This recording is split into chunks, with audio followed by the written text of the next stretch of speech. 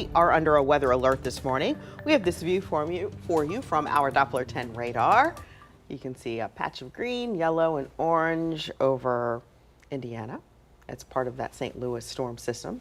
And Ross is here to talk about how that may or may not affect us today. Yeah, and when we start to talk about, weather being an issue for today and specifically talking about flooding, they're moving slow. So that kind of gives us an idea of like these are going to be slow movers. We're really not looking for any risk for any tornadic activity or even really strong damaging winds. But we do have the threat for some flooding today. We also have the potential for a few stronger storms as well. But things are dry to start right now. So the morning commute, it's not going to be a loss for yourself. You don't need to go out right now and give yourself some extra time. But if you're going to be heading out over the next couple hours, then that's where you might want to need to put some time aside, because these showers and storms will be moving in as they're moving through parts of downtown Indianapolis right now. Near the tri-state area, not as intense as what we're looking at just to the north and west off of 74, but we are going to be looking at some of that heavier rain moving east as we head into the day today. And you can actually see here, we'll take a closer look at this. This actually isn't any rain. This is actually a roostering. So it looks like some birds taking flight down near Circleville and parts of Pickaway County.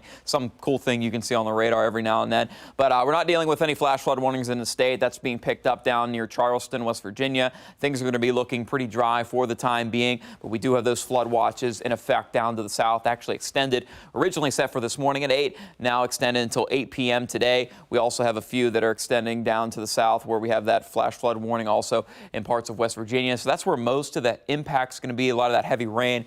We're kind of riding that border where we could see the potential for a few stronger storms here in town in Columbus, especially to the south. Later into the day, we could see some of that widespread rain and even a few isolated strong storms, but not really the best day to get any of those outdoor projects done. We are going to be looking at kind of off and on showers.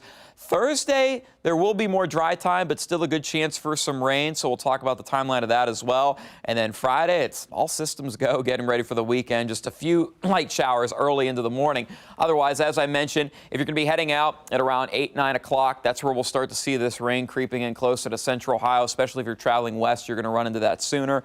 Down to the south, between 10 a.m. and about lunchtime, that's where we should start to see some of these showers and storms move in. Again, not expecting this to be really associated with any of the severe weather potential today, but here we are, temperatures in the upper 70s, winds a bit breezy out of the southwest for us, turning isolated into the afternoon. If we see a lot of sunshine during the afternoon hours, things really clear up. I would say there's better chances for us to see some of these showers and storms along this boundary to kind of reignite later into the afternoon and evening. But if it stays gloomy, that should help, so fingers crossed. Hopefully we continue to see that, but we're still going to be dealing with some heavy rain nonetheless moving through, looking fairly active, possibly around 7, 9 o'clock for some of those lingering showers and storms before things start to slowly calm down as we head into tonight, where it looks like by the end of the day, there's a good chance we could see anywhere from 1/10 to upwards of 1/2 inch across much of the area. And you can see some of those models indicating that we could be looking at 1 to 2 inches for those that are in parts of northern parts of southeastern Ohio up towards Coshocton County, so northeast Ohio, where we're looking at possibly some heavier rain.